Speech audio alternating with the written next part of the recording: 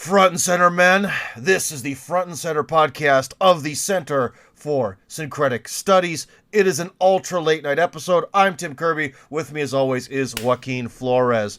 And we're continuing the coronavirus insanity, but this time from the standpoint of maybe a little bit of conspiracy and a lot of geopolitics. Plus, in addition, just today, Bernie Sanders made the absolute strangest, most bizarre concession speech I've ever heard. We're going to get to that.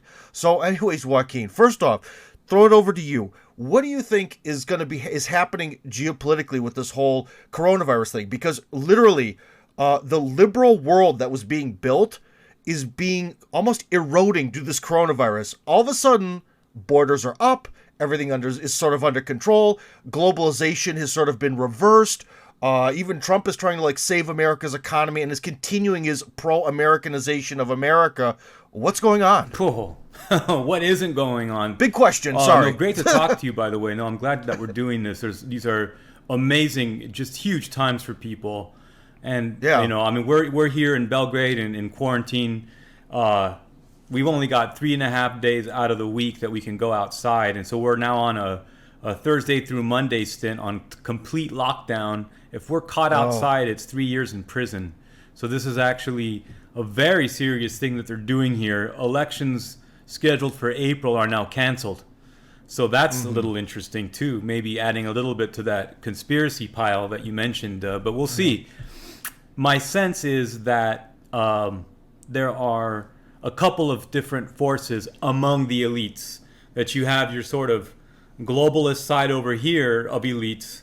And I'm not saying that there's a good elites. I'm just giving it a factological lay of the land. You've got your globalist elites here, and then you've got your realist elites over here that kind of understand the process that you've just explained, where sort of globalization is unwinding. And they're saying, all right, what are going to be the new geopolitics of this new reality without or post-globalization, if you will. Now, the interesting thing about it is that for a lot of people, especially college-educated people, especially city dwellers, the globalists talk a really good game in their ears, at least as they understand it, because they talk about the issues that they thought were important to them. Where then, on the other hand, with the anti-globalist elites, they're talking politics which, on the face of it, might have some sound policies there, truly, but it's couched in terms that everyone can understand, and so immediately you're going to get that sort of petty bourgeois disdain from the sort of uppity college-educated crowd, thinking that this is stupid talk, right? So that's sort of, there's a strange educational divide where the more educated you are, the less likely you are to understand that globalization is on the way out. And that's sort of... Yeah, but one thing I'd just like to add to is that nowadays a lot of the petty bourgeois is actually working at McDonald's with those degrees. Well, that's also absolutely true. Dude, because that's another thing, is they always throw the statistic that there are more people who are liberals from the American perspective, who are college educated, that says somehow that everyone else is dumb. Well, there's a lot of people who are college educated nowadays. Are they really that bright? You know what I mean? So, I don't know. My grandfather used to say... That's a bit of an aside. You don't have to go to college to learn how to be an idiot. Was his Pretty much. I mean, both my grandfathers, one dropped out of college and he became a successful car mechanic who owned his own gas station. The other one became a successful plumber, and they had the whole, house that was paid off by the time they were 25, bunch of kids, stable marriages that went to the end of their lives, and now they're being told by people who have a degree they can't use, debt up to their ears, can't even form a stable relationship, that they're the idiots. Right. Not so much. I think my grandfather's they're a little bit ahead of me to this day. So I don't know, but there's definitely become this new almost counter arguments. I'll tell you one thing, as someone who lives in Moscow, one thing that's become very popular recently was this idea of car sharing. And for our sort of super liberal people in Russia, it's like, these cars, they're evil in the future. Everyone's just going to share these cars. It's going to be like futuristic communism, sort of like.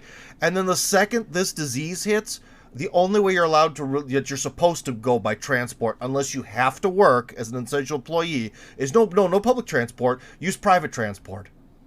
You see Right, what I right. mean? You have So to be private, it's right? the exact 180 turn.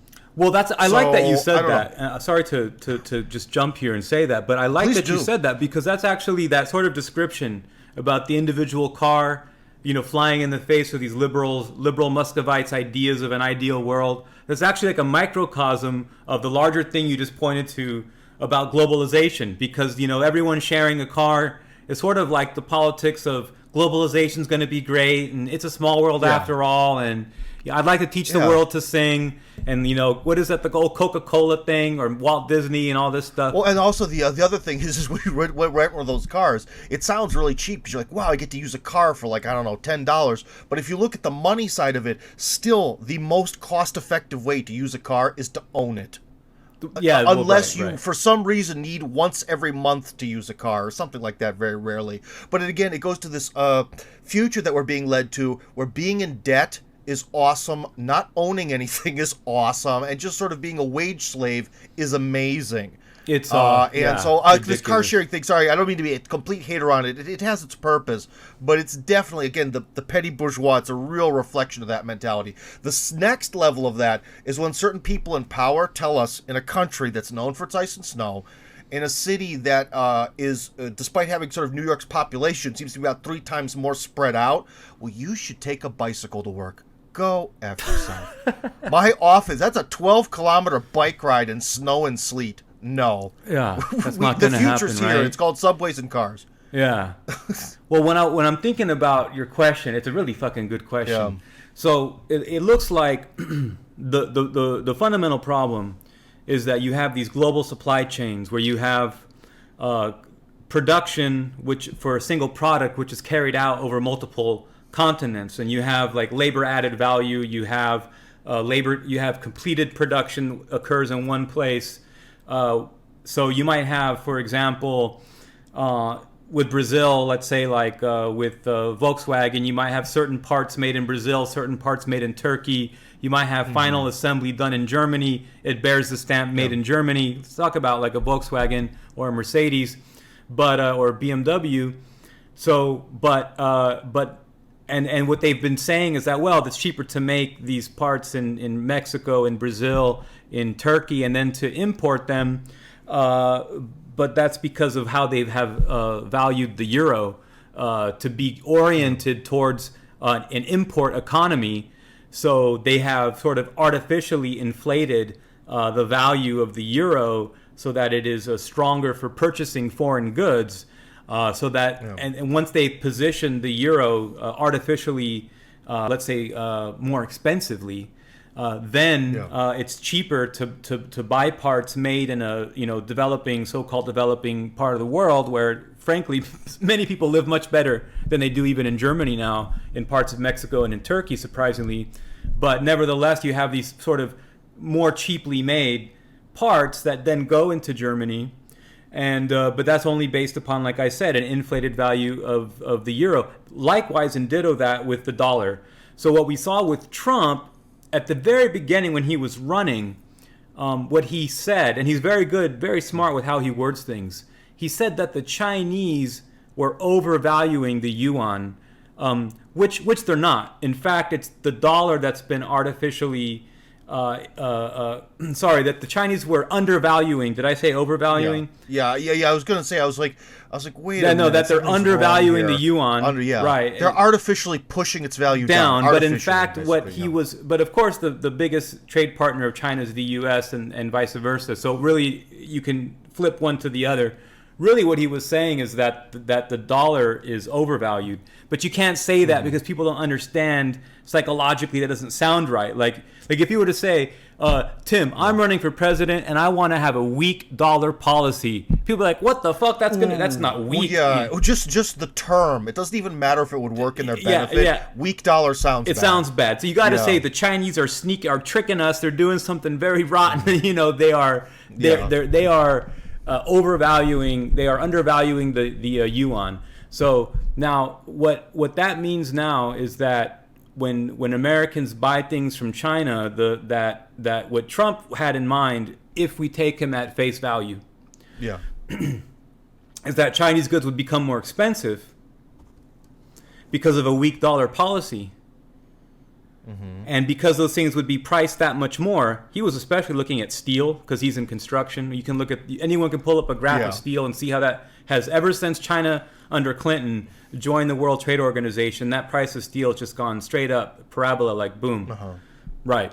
So when you look at Trump talking about this, and you can see that he's really saying that the dollar value is too high. So if dollars were for inside the American economy, it doesn't have as much of an effect unless, of course, things are assembled from international parts.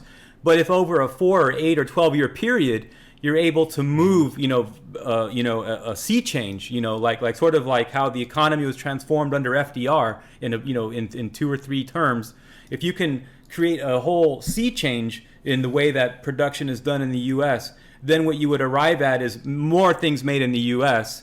So Yeah. and because the value of the dollar would be adjusted lower, then it would be an export economy. So now people would buy American goods. So this would be American jobs, and things that are made in the U.S. would cost the same.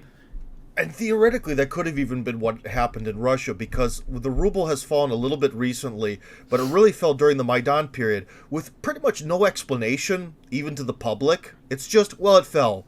Well, something oil prices, but then people are like, but actually oil is kind of stable. So if oil gets more expensive, will the ruble inflate then? No. So that's another thing where I think that they've been doing it here simply for that reason, where Russia has always been, the problem is Russia's real big competitor in a lot of ways has always been China, but China has more. It has more manpower, it has a currency that's even cheaper, and it always sort of gets beat. I think till now, there's sort of this opportunity, and maybe even Trump might want the weaker dollar just to finally make America somewhat competitive with outside the West, because I think Germany and France don't really want to buy anything American, even given the opportunity. No reason to. No reason to. Yeah, that too. So yeah. Well, here's the bomb I want to drop. So we understand. So you guys, and I think what you're saying. I remember that too in Russia when it was kind of being said that the Saudis were suppressing the value, but when you actually looked at the price of Brent crude. Yeah, it dropped a little bit, but then when it came back, like the ruble didn't restore. It didn't jump back with the value. So it's like, what are they doing? And you did hear like Putin and the central banks or the economies saying that this would lead towards import substitution industrialization. So they were trying to compel Russian production based upon a lower value of the ruble. So that actually it would diversify the economy away from, primarily energy export, or as McCain called it, a gas station with nuclear weapons.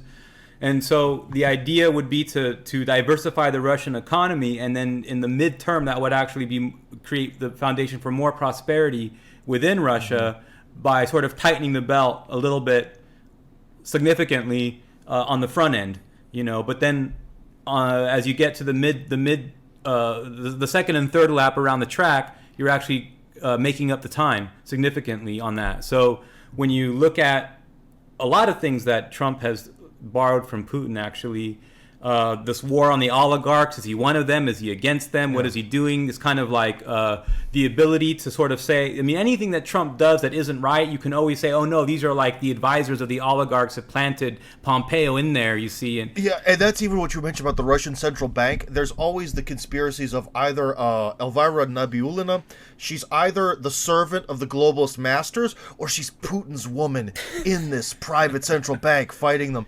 And the thing is, to be honest, I always tell people the Russian central bank's behavior, I think it kind of just looks out for number one. Mm-hmm. They when just you have a private like central bank, I think it's more basically. Sort of like, it's concerned about its health maybe more than anything. But if it has to keep sort of the host alive along the way, then so be it. So I don't know, or there's other weird things too, like what's happened in Russia since this whole Maidan thing, since the ruble crash. If you go to a store, because if you talk to certain Russian people, they get very emotional. They want, I don't know what their standards are, but they'll say nothing is made in Russia. Everything's made in China. Go to a store, start looking at packages. No. But then again, they'll tell you that it's a lie and that all the packaging is fake. Whatever. It's hard to argue with that. You know what I mean? There's nothing you can say to someone that's that convinced in their conspiracy. But you go to store, you see a lot of things are made here in Russia. That is a huge key thing that's been going around. And also what Nabulina, again, said a few years ago, which was very offensive to people at the time, she said, Russians are going to have to get used to the... Russian is a weird language. Russians are going to have to get used to the lack of inflation. And that's how, because Russia's always had really bad inflation. And actually, that's kind of true. Russian inflation is really stalled out for the first time, like, ever since the end of communism. And that's another quiet one where the conspiracy theory people, they don't want to talk about that. It doesn't fit the narrative, is what you're saying? Yeah, it doesn't, because really, in a lot of ways, it has. Another thing was the evil globalist plot was why Russia has some of the worst standards for taking out a loan. They're still bad, but they've gotten much better than they used to be. Like in the 90s, they literally had like 23% interest rates. I kid you not. How could anything function on that? And it couldn't. And so that's where the conspiracy comes in, and especially because the 90s economy was really built by Western advisors.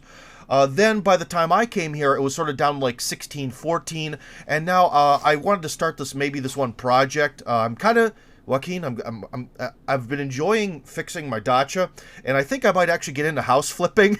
And I was looking, and I saw the interest rate was at 7% on the website. Boy, that still sucks. By the way, 7% interest rate still sucks. Yeah, but that's a big difference than 23. So it's this gradual fall, but the question is, again, as someone who's not an economic expert, what exactly is happening that's making this happen? Is it the work of the central bank? Is it luck? Is it planning by Putin? I actually can't tell you quite why. Sadly, I don't have an economics degree, but it's very interesting, and I think it's definitely tied into a lot of the big changes that are happening around the world. And one thing I also wanted to get your opinion on is I have a theory here about what's happening in the mindsets of people, because just a few months ago, the idea of closed borders was the ultimate satanic taboo. You cannot close borders. How dare you, Trump, restrict people from traveling to the United States from these countries? And now all those same people are totally for it. And I think the issue is that with a lot of these people and their mentality, when they place themselves as a mini god, the main thing is that godhood, right?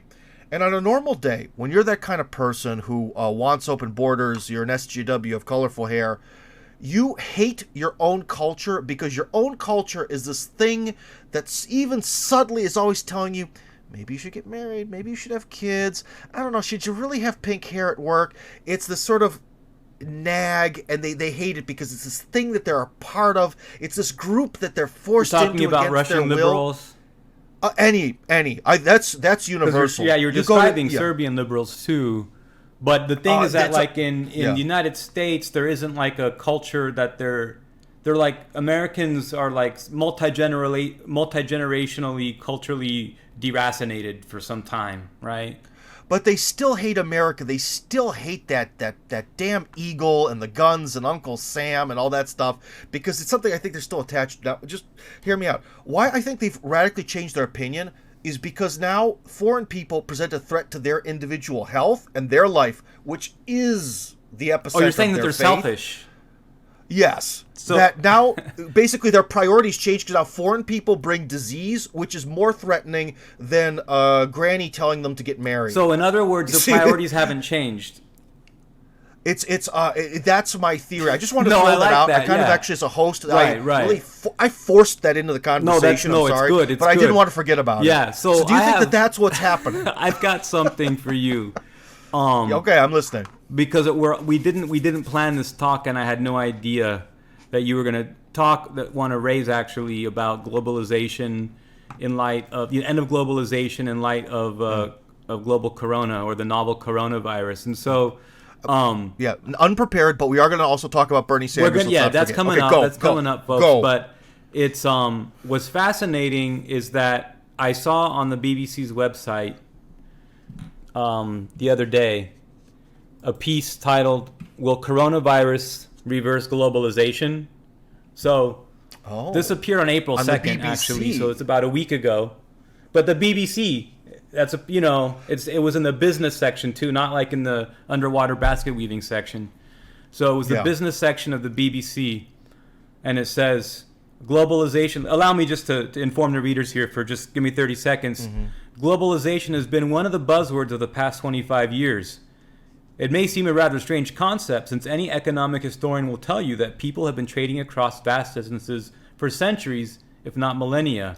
But he goes on, and then he begins to quote the chief economist of the European Bank for Reconstruction and Development, which people know is important, Professor Beta Javorcik, who says, when we look back at the SARS epidemic and then we look at what's happening now, what we're looking at is how it had a complete break on elements of production today compared to 2003. So that for example, car plants in the UK shut down in March as a result of necessary parts that are made in China not being able to get to the UK because China shut down. So that this actually shut down. So even before coronavirus hit the UK, that it had already shut down some big auto manufacturing plants because of that. And then the article goes on to sort of extrapolate how this virus underscores the fragility of the globalization system.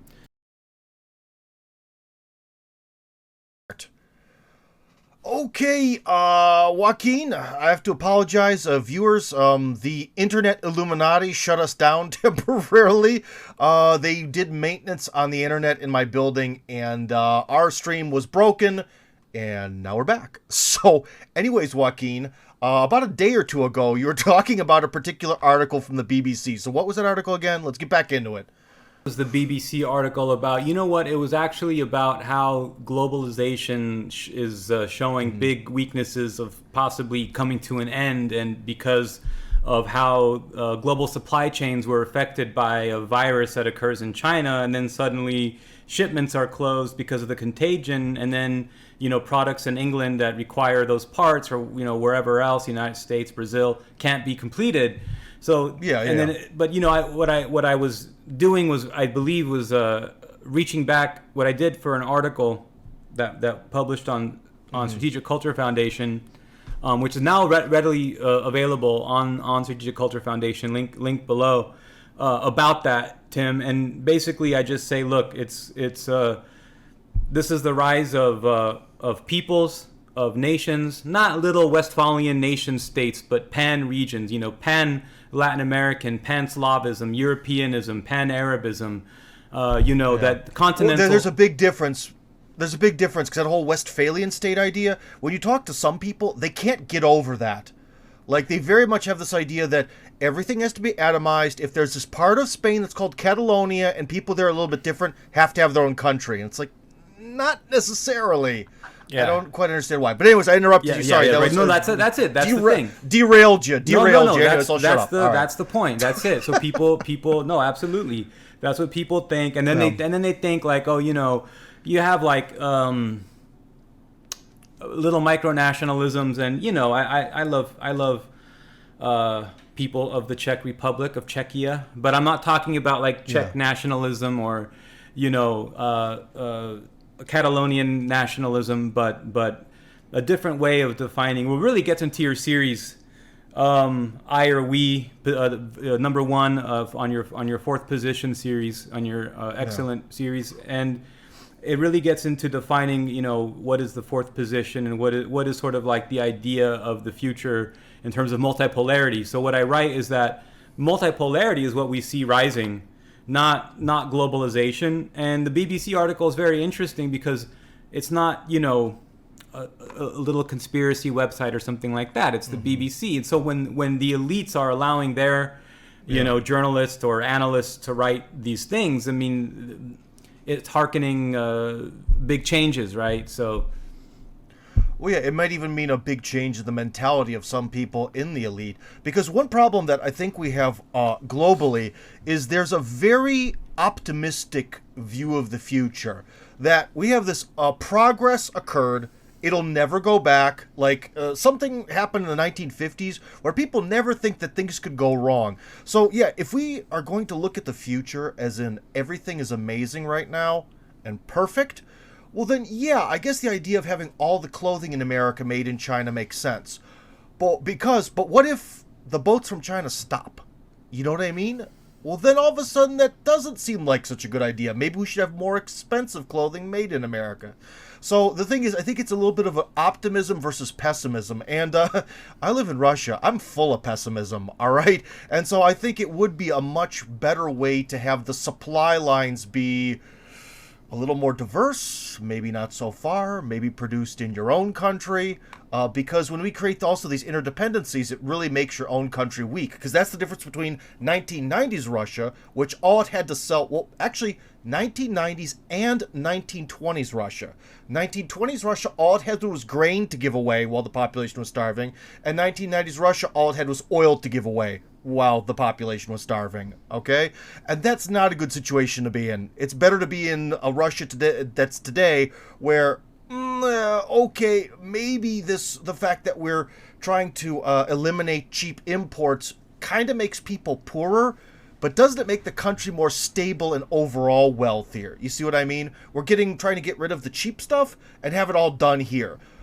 Maybe Russia could do that, maybe it can't, but I think it's definitely better in the long run. But it does suck when you want to buy the $2 Chinese t-shirt. It does. You know the what I thing, mean? though, is that if you look at one of the problems of these global supply chains, is that it was also increasingly, well, it was connected originally, the need for these never-ending supply chains, first of raw materials and then of assembled goods that are, part of a larger global assembly process, was that people, workers, work in a factory, 9 to 5 or more, 8 to 6, 8 to 7, 8 to 8, and they would go to work, and they got their nose to the grindstone, and it's not work that makes the most out of your creative faculties. You might have friendships. It's reliable. If back in the days when work was reliable, back in the days when salaries paid, you could raise a family, you could own a home off of these factory jobs, building cars, working in steel.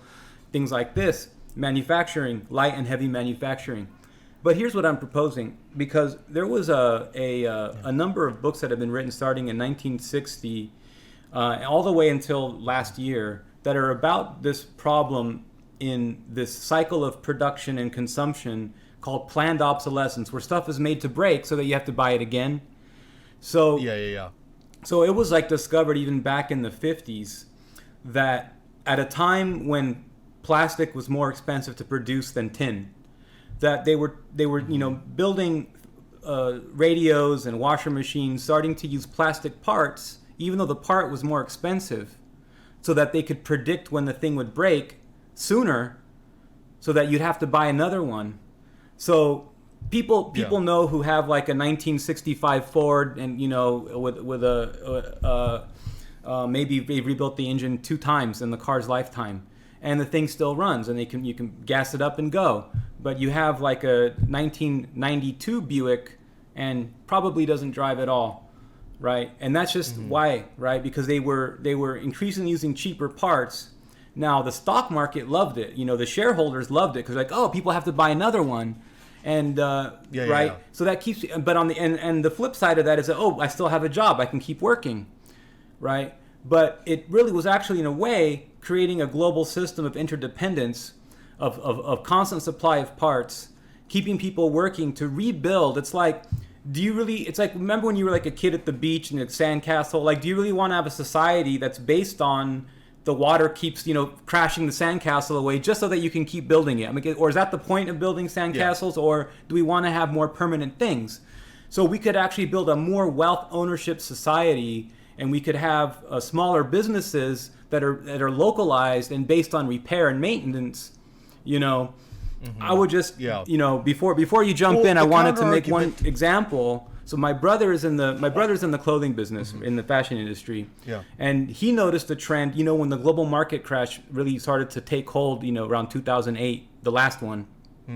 That women's clothing took a hit because women didn't have the expendable income that they had before that. So what started to happen with women's clothing is that the accessories were changing more than the clothes, and we developed a very accessory based fashion trend orientation or trend in the last 10, 12 years, because you can change up accessories while keeping your same wardrobe because you don't have the money. And that's actually connected to this idea of planned obsolescence. That's an anti-obsolescent model, right? You just kind of switch up accessories and you're keeping relevant. So that's, you can, and in cars, that's my last example, in the car industry, because they knew they couldn't sell cars every 5 years or every 4 years, they changed the body model transitions from like 3 to 4 years over to like 5 to 7 years. So you'll notice now that that a 2020 car looks a lot more like a 2010 car than a 1995 car looked like a 1985 car.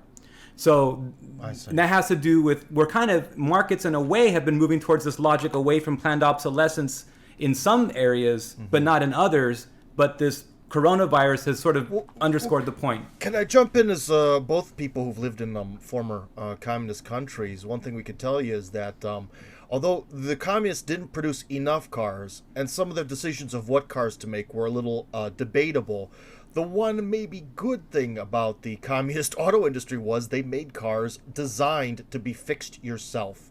Part of the actual driver's license test in the Soviet Union was knowledge of how to fix your car.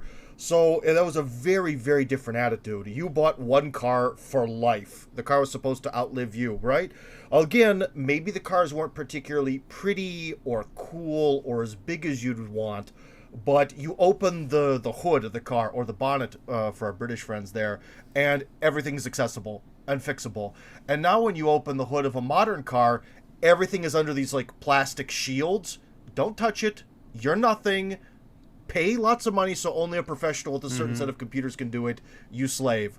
So in some ways it's sort of that philosophical thing where, yeah, the cars under communism kind of sucked. There was a waiting line, but now we're at the point where you have to have a car, pretty much, especially if you live in the United States or Canada. You have to have a car, but you cannot touch it, cannot fix it yourself. So which is better? I'm not even really sure anymore. Yeah, I remember back in the 90s when Cadillac introduced the North Star engine. It's like a 32-valve engine. But as you got under the hood, it was covered in this plastic sheet, and GM was saying, "Oh, we're going to put little bolts, little lug nuts on them that have only a dealership star key that you can't even get under the hood. You can't even get under it if you wanted to." Now, I don't think they did that in the end because there was so much pushback from people that, this is like Big Brother. It's like, Cadillac owners are kind of like Chevy guys with money to burn. So they kind of, they want to work on these things themselves. America always had a very strong, DIY car culture. But it really goes to show with this coronavirus how, especially with people now under quarantine, we're worrying about our bills and if we're going to be able to get back to work. But on the other hand, we're thinking about kind of like, what have I been doing? Why am I doing this, right? Especially when you consider like how many things that we've made that break and why we keep making things. And when you look at, people like Bill Gates saying that it's this carbon footprint and the global warming and we're destroying the environment, and they're talking about freaking reducing the human population before ending the karmic cycle of production. Or maybe but instead of, they want to get less of us rather than less consumption from us. That is always classic. Always classic. No, and it's completely true, because you see, especially one of these other things with people, when the rich people, the Bill Gateses of the world, when they want to do philanthropy, it's always this weird, like, throw money into Africa, who knows what you're doing it, coded language, family planning. That's a big Bill and Melinda Gates thing. Family planning, I guess they mean abortion. I'm not really sure. That's what probably that means. Abortion. But you know what they actually could do is they could just maybe really keep their employees to have very nice salaries so they could take care of themselves. Because we've talked about in this actual podcast before about universal basic income. And one of the reasons why at first I like it, but it kind of seemed like a handout, and I don't like handouts. So I was trying to think, what is this? But in a way, universal basic income basically gives you the power to take care of your own life. So if Bill Gates actually really did care about things, instead of sending these millions and millions of dollars to these third world countries, he could literally just, I don't know, build businesses there, pay people a fair salary so they could fix their own lives. But no, never. Everything has to be handout. I'm the master. You are my slave. We're gonna abort you, Indians. Because I worked at a different, I worked at a TV channel here, Christian TV channel for a while, and we did some research about India. Yeah, Zargrad, which is still, it's kind of around, but it's more of a website now. But I'm not affiliated with it anymore. Unfortunately, I'd love to go back if they'll let me. But anyways, I was at the office. I was at the studio where you worked. I've been there in Moscow. Yeah, I remember that. It was right off of Zarovskaya, right? Yeah. It's right by the Kremlin. Yeah, it was actually, so you could just I actually had two shows. One of them was #1 and one was #3. So foreign guy with an accent, he hit #1 on a news channel. I'm proud of that, and I'll wear that badge to my grave, but that's a different topic. The thing that we did is we did some research, and apparently if you rough out, sort of do the estimates of how much the Bill and Melinda Gates Foundation throws money into India and into abortion there, about a third of Indian abortions are thanks to good old Bill. And if you think about it, that's nuts. I could sort of see where people who believe in abortion, they don't really, I don't know, it's very abstract for them, but really it's a single financier. Right. You know, it's not some sort of amorphous organization like Planned Parenthood. Who knows? It does other things. I mean, he's just paying to kill them Hindus. Right. Well, the subject that we're talking about is actually Bill Gates as a eugenicist. And what's interesting about Bill Gates is that even though we think of him as a self-made computer guy, it turns out that he had the intelligence services and his parents were very wealthy people behind him the whole time. And it was like he bought the MS-DOS and then he sold it, to Windows. He bought it from somebody for $50,000 and it was parents' money. And it was his parents' intelligence connections that knew that this thing was going to be hot. And his parents were millionaires.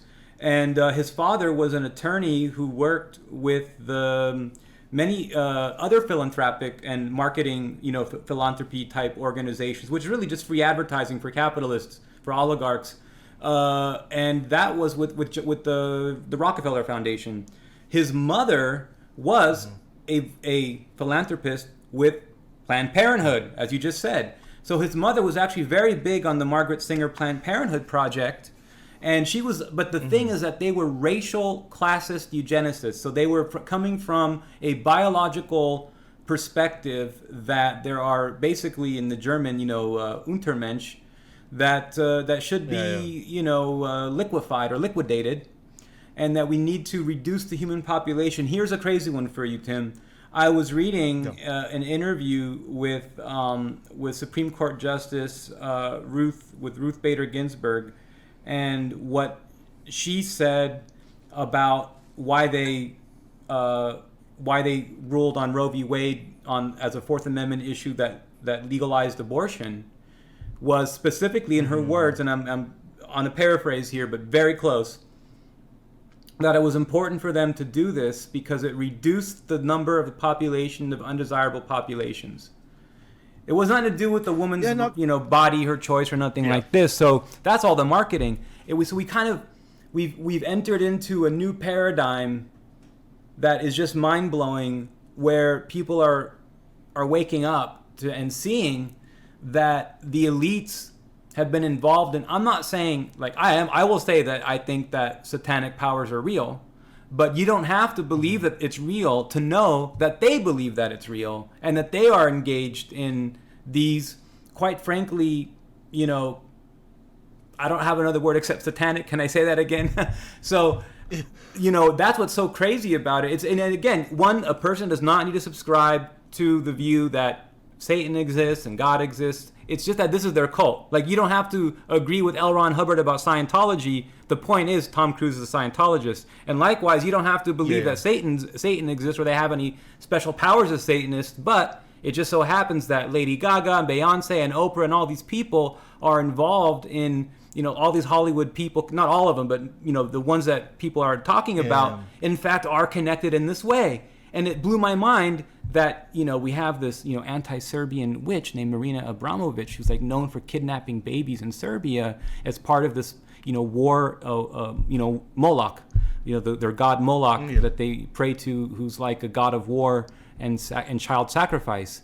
So, but again, I think it also, with what you're talking about, to make it maybe make more sense to people who are listening, I think there's a certain ennui that happens when you get a certain amount of money, and that is sort of the answer to that ennui. Is it's like, I have absolutely nothing to do, so then here comes the darkness, and it's sort of that idle hands do the devil's work. I think that's a lot of what it comes from, and also the fact that there's no punishment. Basically, I'll put it this way, right? Well, what else do they have to do? Right, you know what I mean? No, it's they're after the next big high. I mean, when you have, a million, 10 million, 20 million, 100 million, 400 million, 2 billion, and then you're like, okay, it's boring now.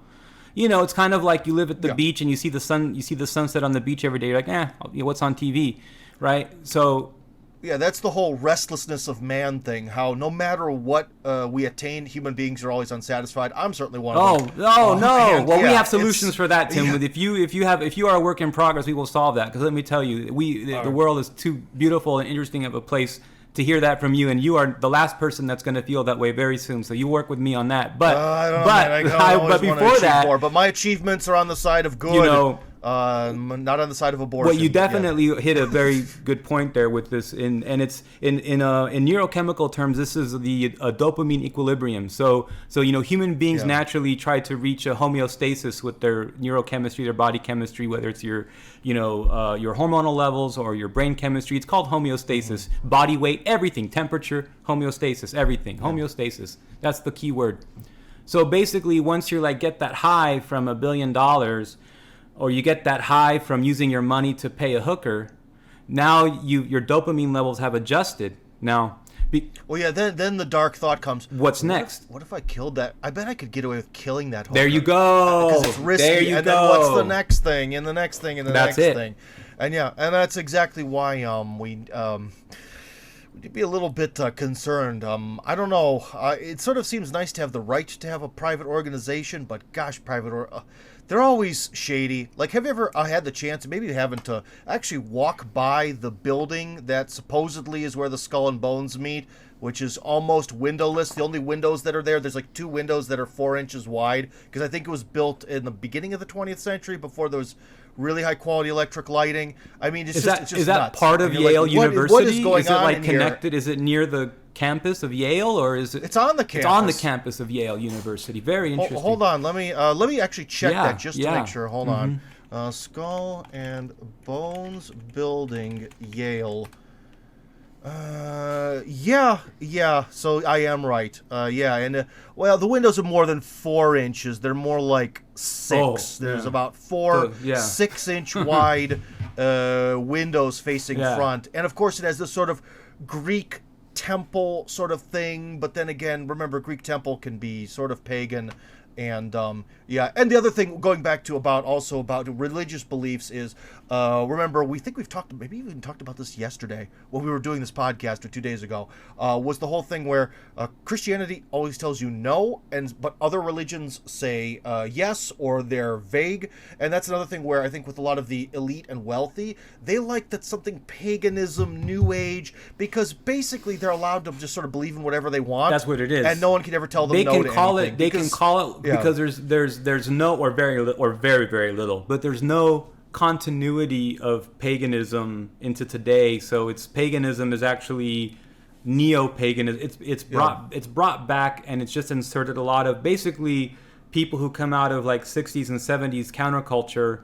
And then there's kind of a good side that can lead to good places. I'm talking about new age stuff, and there's actually a good side in a way. I mean, it has its problems, but it's not involved in overt evil. It might be a little bit overly individualistic, or follow what you feel. That leads a lot of women to like run off with their yoga instructors or whatever. But it's not remotely as evil as like the dark side of the new age stuff. which is Well, yeah, because if you've ever seen, there's sort of like for people who are Satanists, they actually have sort of a secular Satanist sort of basically jive, where it's almost like with what you were just, it's the opposite of what you were saying earlier. It's like, well, you don't have to be Christian, but there is this, and this.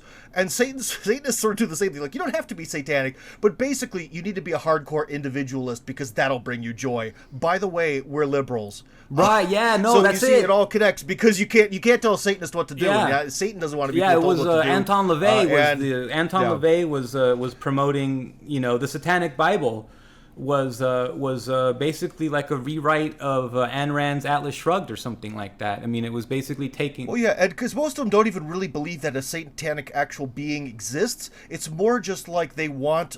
The edge, like they're like edgelords? Turning liberalism into a dark religion. I don't know what... Yeah, just edginess. It's just like... It's just... edginess. There you go. Faux rebellion. It's fake rebellion. And... Yeah, so I mean, when I have doing the newspaper Fort Roos News and covering as much as I can this thing as it's unfolding, it's like can I say the F-bomb? But it's unfrickin' believable, Tim, what has happened in the last week. It's gone from, people started to find out a little bit about Event 201, people kind of digging into Bill Gates, and what did Bill Gates? He stepped down from Microsoft, as we said, on March 13th.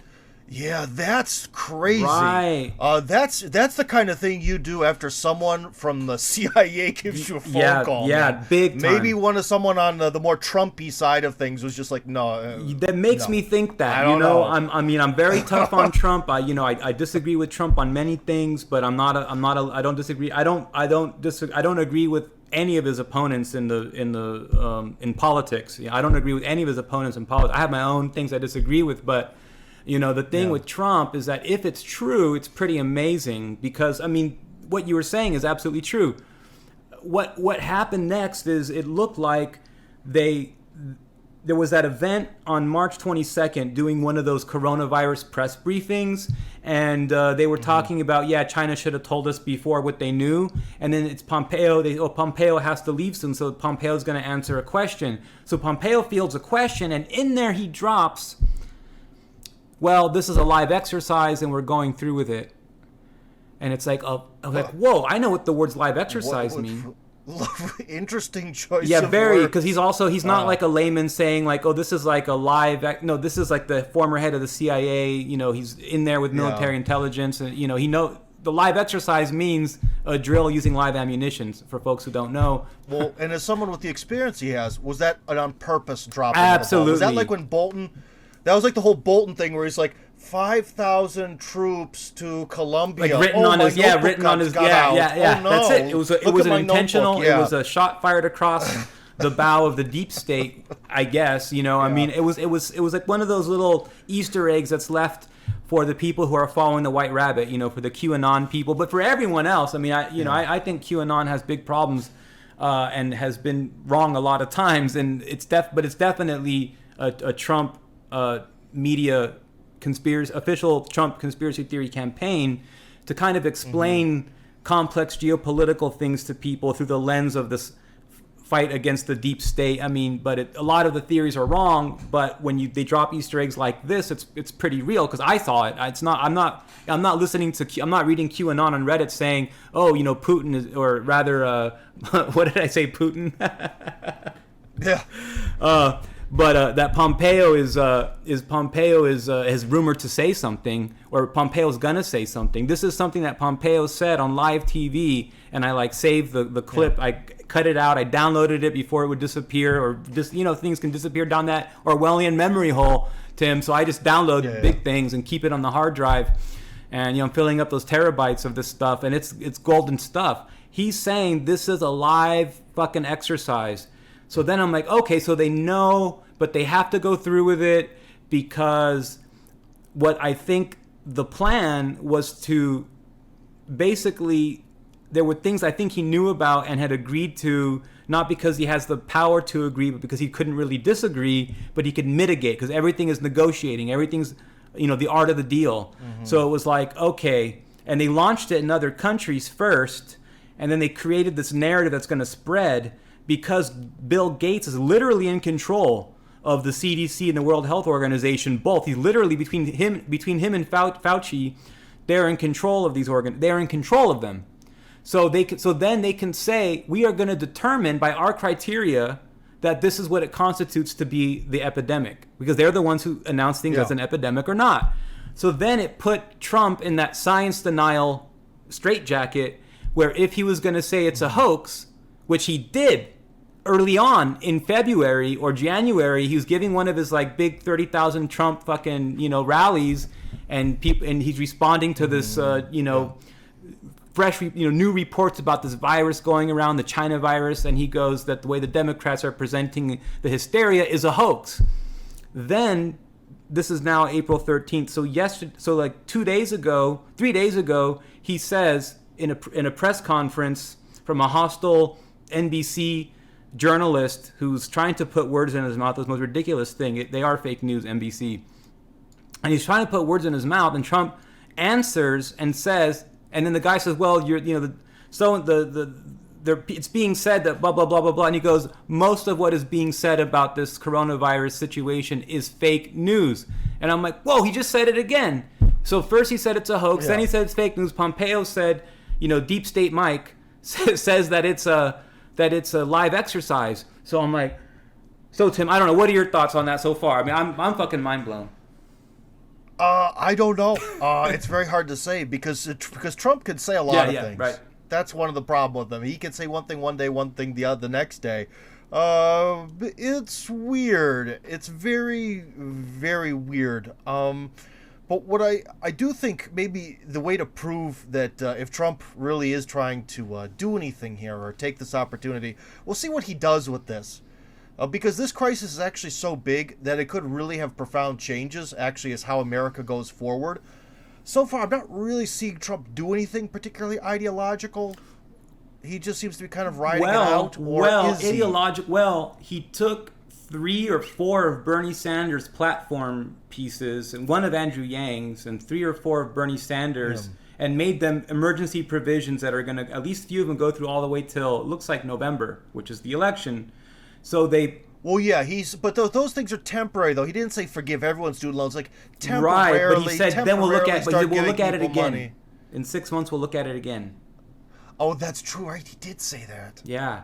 I see. Yeah, but then does that make Trump some sort of socialist in a toupee? You know what's what's interesting about that whole thing is that nobody would tell you that that Germany with its banks and capitalist industry and markets is a socialist country, but in Germany they have what we would call Medicare for all. They have free universities, and it's not, people are not taking, because they have free universities. Here's the flip side, because people say, liberals, you're going to learn humanities, underwater basket weaving, and you're going to learn women's studies. No, because the state is paying it, and it's not you electing to go into $75,000 worth of debt. They're like, engineer. What is the state need? Right, and those are the things that you can get degrees in, and it works very well. Yeah. And they Germany has its problems, and I'm not happy about how they treated Italy over this Corona thing. But just in terms of the things that are why we would think things are socialism, I was looking at a Jimmy Dore, who's an American podcast YouTuber guy who's controlled by the DNC, but he pretends not to be. I'm going to say that until the day I die. I am fucking absolutely sure. Yeah. But what he said, it was hilarious. That he's a comedian, actually, and it was very funny what he said. So he received like a tweet or whatever from a Trump supporter saying, thank you for reporting honestly about Trump, who was in favor of UBI until Nancy Pelosi stopped it. For UBI to go for 3 or 4 months, it was going to be everyone gets $3,000 or $4,000. He had a half a $500 billion package for that. I did the math. Mm-hmm. It was like 210 million Americans minus the that could receive it, minus retirees. That was 180 million, and then so it was going to be $3,500 a piece. Okay. Yeah. So then. She goes, thank you, Jimmy, for reporting on it accurately, but we don't call it socialism. We call it Americanism. And I was like, yes, it's Americanism. When Trump does it, it's... Well, yeah. Well, it's all in the packaging, and the thing is that no matter what people say, I don't think Trump is stupid at all. Oh, no, I no. actually think he's one of the smartest guys in the room. Oh, yeah. And one of the things about Trump's lying is I think he actually enjoys the fact that everyone around him's so stupid. If someone criticizes about him how he made some comment about a woman's butt like 20 years ago, he'll just be like, "But I am the ultimate feminist." Yeah, Like, he doesn't give a fuck. Just doesn't care. He does not give He's a just fuck. like, next. Yeah. So that, in a way, I actually respect Yeah. that. But No, I agree with you, though, man. The He's thing about Trump, definitely- though, is he understands. He's the smartest guy in He the room. understands what's wrong in America with America, the Yeah. problems. We all Yeah. know this system of college, where especially for our generation, it was you either go to college and accept a ton of debt, or you're completely screwed. Now, for the younger generation, it's kind of like, well, you're just screwed because your college degree might not do that much. Right. The medical system is not working. Right. It's out of control. Maybe also America's dependence on foreign products is also out of control. And no one here is saying that we should end importing. That's well, maybe America could, but it'd be rough. All right. But he sees that, and the question is if he's going to really then actually do these things and jump on the ball. And if he does start to answer these major questions, he might be the president of the century already. Yeah, if he no, can I actually mean, I do think he's something working. about I it. think I was trying to analyze Trump because the liberal, never Trump, orange man bad narrative is that besides being a racist, misogynist, that he's actually very greedy, which I can see that, but that he took the position to make a lot of money, but when I look at Maybe. Bill Clinton for 8 years, I think he came away with $400 million or 300. The last time I heard the scandal breaking about the foundation, the Clinton Foundation, or whatever, it was something like 330.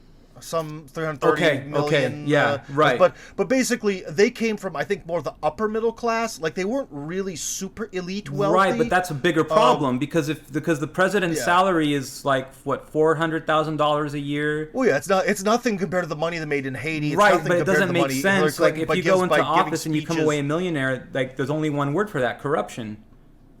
Yeah. I mean, that doesn't make right. Yeah. I mean, if you go in to be a statesman, you're doing a public service. You're supposed to be already ready for that sacrifice, so it doesn't. When you look at Trump's money, the motivation for money could be there, but it's possible to do many different things. If you thought that the biggest problem was America's trade imbalance, problem of globalization versus onshoring production versus offshoring production, if you thought that you could increase your stature, I think that once you get to I think what Trump, I'm trying to psychoanalyze Trump, but I'm not a fucking psychoanalyst, okay? But I'm trying to what are his motivations? So it's like maybe he wants to go down in history as a very loved president because there's room for that. There's another spot on Mount Rushmore. And I know it's hilarious because I'm not big on the America story. I put that right out there. I'm just not big. I'm a Mexican. Yeah. It's like my land was stolen. It was a war. I'm not complaining about it. I mean, wars take land and other wars take land back. Okay, but Is that a threat? you know what I'm saying? Hey, but it's no, might makes right. I don't believe in victims. Okay. Yeah. What I'm saying is that I have a people. They're my people, and so that's why when I look at white people and they have a people, I don't hate them for that. I hate and I think that it's always liberal whites who are like trying to disguise class divisions in society by making everything about race, and they're kind of hiding. They're hiding class problems. And I noticed, and I guess this is a bit of a digression, but just personally and philosophically in 20 seconds is like, they sent all these people to universities. They sent like 15 or 20% of white kids to universities. And in those universities, they taught them what makes you good and better than poor white trash is that they're racist. So they got to get away with classism and kind of like educational snobbery disguised as anti-racism. And I think that is kind of part of the whole backlash that launched Trump that had been bubbling up for 30 years. So Well, yeah, because it's absurd. It's also sort of come to a head. I think maybe something with the Obama presidency or something at that time. Because when I came to Russia first in the 90s, the way Russian liberals were acting, well, 90s, well, mid-2000s, I should say. mid 2000s, the Russian liberals are as open about their hatred for Russia, and always have been, at least in the previous few decades, in the way that the Democrats just sort of revealed that during the Obama period. Maybe they felt having a black president, or half black, kind of sort of darker than me, president meant Right. something, because they always said when Trump gets to power, it's going to be like this green light for all sorts of nutcases. Well, Obama was sort of their nutcase green light, and I think they've really showed their hand. They are the same as the Russian liberals, right? They are. And They are. yeah, so it's different. They've really revealed themselves. They've really come out, and their visceral hatred for their own people and themselves in a lot of ways. And their absurdity, and Trump was really a blowback against that, because at first all this liberal stuff, it really sounds like being nice, and if you ask any Russian that's been in America, be nice is a very popular expression, and we're taught be nice, be nice, be nice, And what be does it nice mean? from birth. Oh, what does it mean? What is like the deep? I don't know. You're from the United States. You tell me, bro. Yeah, you know. You- Well, like I think that it's I think that. But haven't you heard Yeah, that of your course, entire life? Of course, Be nice. yeah. It's like a superficial. It's They a don't say that people here. say like never discuss politics and religion. They say there's like all these kind Yeah. of superficial things in American society that are kind of yeah. It's really, I think it's repressed in that sense. But I wanted to ask you. Well, yeah, and Well, Yeah. because a couple of days ago, picking up when we were talking, it seems like a lot has snowballed in the last couple of days. There was that Out of Shadow documentary that dropped. People are watching. It's got like 3 million views, and that's like, okay, well, what's 3 million? Well, that's a sizable percentage of the population, especially. that's 1%, right? Of It America's is, but when you think about how many are 330-ish, children, and but when you think about voting age adults, it's closer to 2% or 3%. Well, yeah. Well, also remember that's going to be the more active, sort of intellectual part of society. But also, that's 3 million now. Right. It's only been out Down the for road, one day.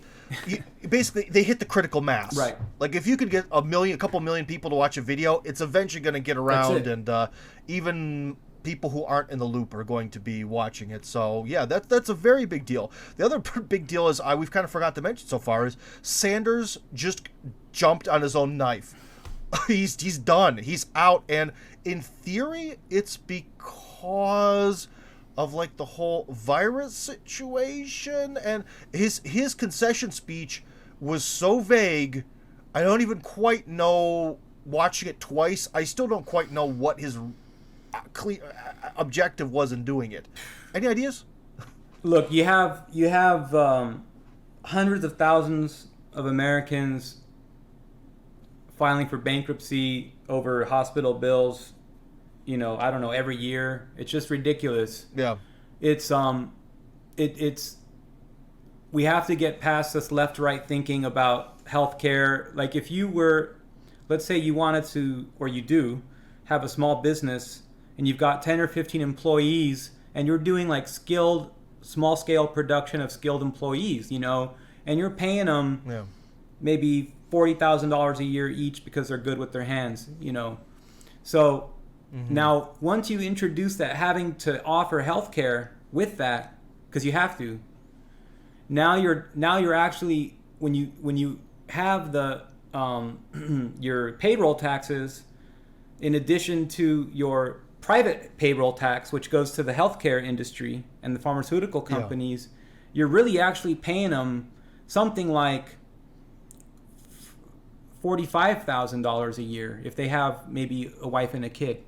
So that $55,000 a year. You go from $40,000 to $55,000, which is ridiculous just on that. Now, you would think that it would be better for it to just generalize that cost, spread that out, especially over people who can afford it, restructure the healthcare industry. It's not like, spread out the same cost. No. Yeah. The problem is that you have the American Medical Association has a ridiculous criteria for passing the entrance exam to enter medical school. Like once you're in, you can pass, but you have to be from like a wealthy family that can pay your way in, or can pay for like a really expensive tutors, and you have to be able to take 2 years off from life to study for that entrance exam. Like you have to be able to, and if you're 30 years old, you live at home, your mom's gonna fucking come in and start finding your fucking dirty socks everywhere, and you're trying to fucking study for the, for the entrance exams and shit like that. I mean, just think about that. You can't have a fucking girlfriend, like all these things are fucked up because you fucking living at home, so that's why it's for rich kids, because your parents go, we're going to send you to fucking Boston, and you're going to have your own apartment. And they get it. They're like, yeah, well, you'll leave Boston College with a medical degree, and you're going to be making $500,000 a year. Everything will be fine, or more, or I don't know. I'm not sure what doctor salaries are. A lot. But it's systemic problems. But what you mentioned there about making employers pay for anything, it's the death by 1,000 cuts. Because rather than overhauling anything, we always have to just patch things and put patches on patches that connect to other patches from decades before. That's right. And that's the problem. Again, one of my big criticisms of democracy is this 435 people sitting together in a room trying to make up rules is just going to lead to a nightmare. Such a nightmare. Right? And so now that we have the excuse, we have the crisis, it would be nice if maybe Trump would sort of be like, okay, basically get in and do something and make the changes. Yeah. Because another thing is, but one thing, Joaquin, is any goofy system like that maybe would be tolerable if the United States existed in a vacuum and everyone had to do it. But the problem is in the globalized world, well, China's not going to do it. India's not going to do that. So that's one of the things is, my father was an OSHA, I want to say OSHA instructor. OSHA inspector. Right. That's the occupational safety and hazard. Yeah, and he could tell you one thing. The amount of money we spend as Americans on environmental crap, he says you can't even begin. Right. Like what we hear about is the tip of the iceberg. No pun intended. It's impossible. Yeah, well, that kind of was a the pun. Melting iceberg. I guess it was. Depending on your view of the global meltdown or you mean Greta climate Thunberg change? Apocalypse. But basically, he could really say that that's the number one. That's like the big expense is the environmental stuff. Now, we do want to live in a clean environment. The United States is definitely cleaner than China. Right.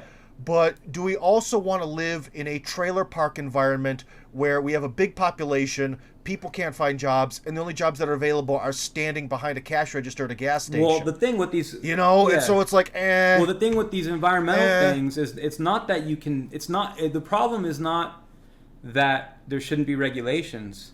The problem is that the legislation is made with special interest groups that are private companies that produce the things that you're forced to buy to pass regulations, and the prices that they put are fixed because it's a monopoly system with chosen favorites. So it's like the lobbyist, industrial congressional, ecosystem.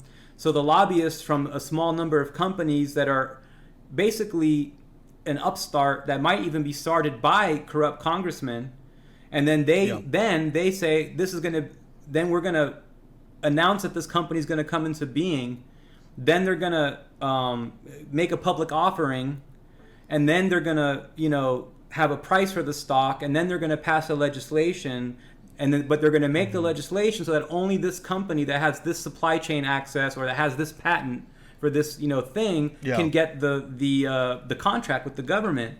So all the things that America does as environmental provisions, some of them are unnecessary, but the ones that are really important and should be done are grossly crippling for businesses, small businesses and medium businesses. And also, things with large regulations always favor the big guy. They have to. Because the big guy has the lawyers to deal with it. They can absorb the big costs. guy has the accountants to deal with it. The big guy can hire people like my father, who's a super ultra OSHA expert, to find every little nut and bolt that isn't screwed in the right way. If you're a small business, you're done. They catch you, your life is over. Right.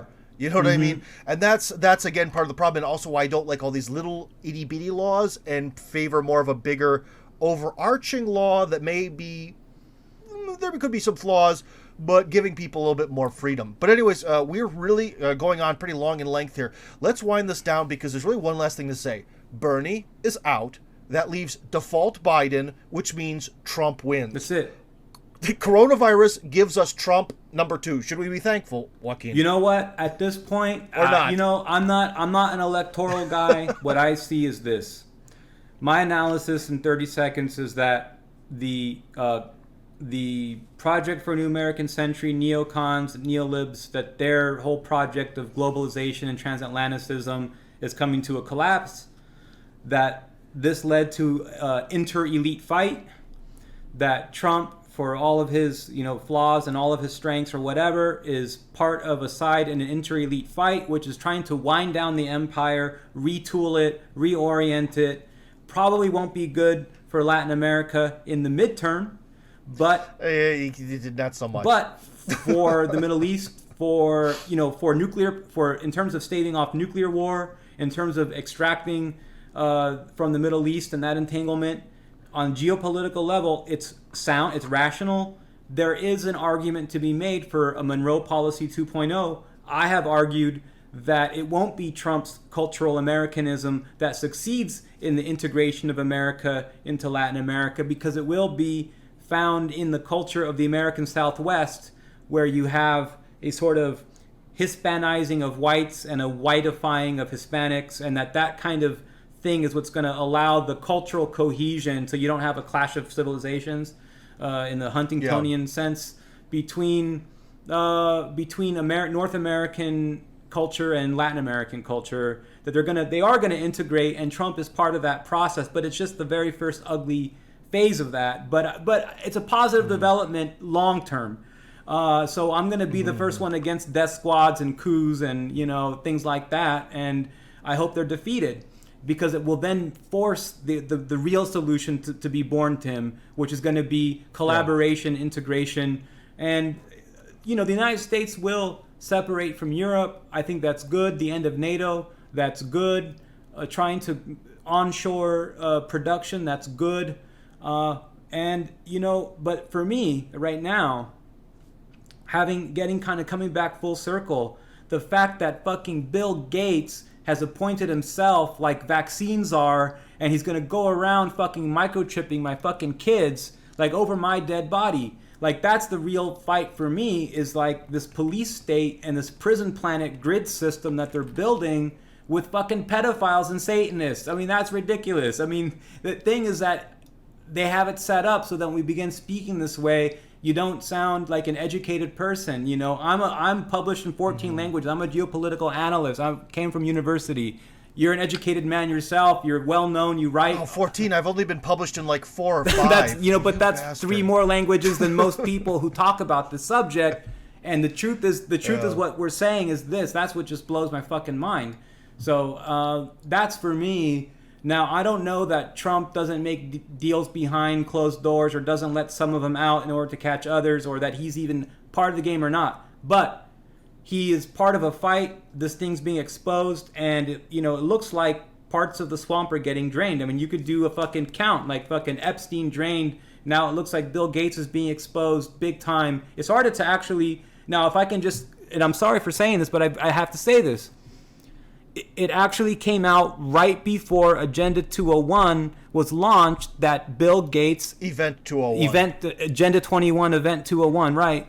Right before Event 201 was when, right in the middle of October, people Googled this. That's when it was exposed that Bill Gates met over 6 times with Epstein and was going to build a development project in the third world country with Epstein to help little girls. Oh, boy. Fuck you.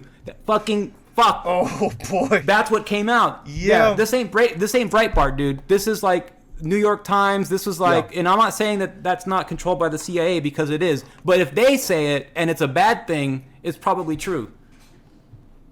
Sometimes things get they get too big to be ignored. Because I actually really thought, especially when the Russians sent over the aid to America, that was just going to get the big silence. No, apparently my thoughts are Russian media is getting stronger, even the Russian alternative media, and it can sometimes force the issue. But maybe even certain people within America were like, okay, we'll run with this. we'll put it as the main headline for today. Yeah. Okay.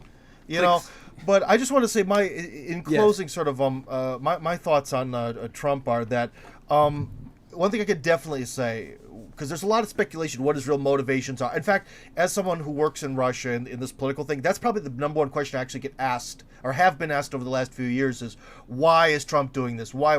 It's hard to understand someone's internal motivations, but he's definitely doing things, and he's interesting, and he can make front page headline news probably every other day as president. And at least we live in interesting times, and at least the pre-Trump campaign, because before he became president, before the campaign, that world where there was no alternative to sort of the liberal mindset, is in America anyways, has vanished. His coming to be has really allowed, because we actually on occasion mention just Jordan Peterson, but even that kind of basic thinking, it's all thanks to him.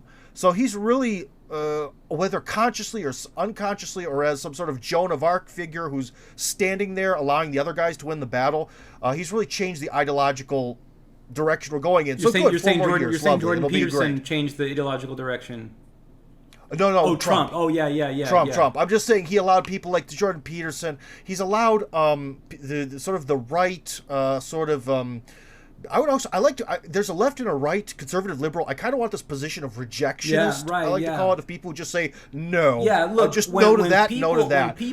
When people in mass mobilize, as a people, as a nation, or globally, against an oligarchy that is, corrupt, and they're libertines, and they're into child abuse, and they're also just very greedy people who are doing austerity, and they're trying to create, global trade in such a way that destroys, workers and businesses. I mean, that doesn't seem like a right-wing thing. Now, the truth of things is not left-wing either. There's something that we're on the precipice of, something that is hard to put words to. What I want to say is that usually these people are referred to as independents, which is a real misnomer, because independent sort of means, well, there's choice A and choice B, and these ones are going to kind of, pick something on their own. They're just these scattered individuals. They're independents, whatever. When they're not, a lot of people are just like, we're on more that side of just like, well, I don't really like this paradigm or that paradigm. We have other ideas. There could be other ways of thinking, and those are starting to form, and I think it's good to keep Trump around, maybe if just for that purpose. Maybe the best thing of all, he's in the Pro Wrestling Hall of Fame. He's the President of the United States. That's right. God damn, does that make me happy as a poor guy from the Midwest. Gosh darn. So that's something for us. So anyways, front and center, men, this was the Front and Center podcast. Tim Kirby, Joaquin Flores. We'll see you in the very near future, especially while we're under quarantine.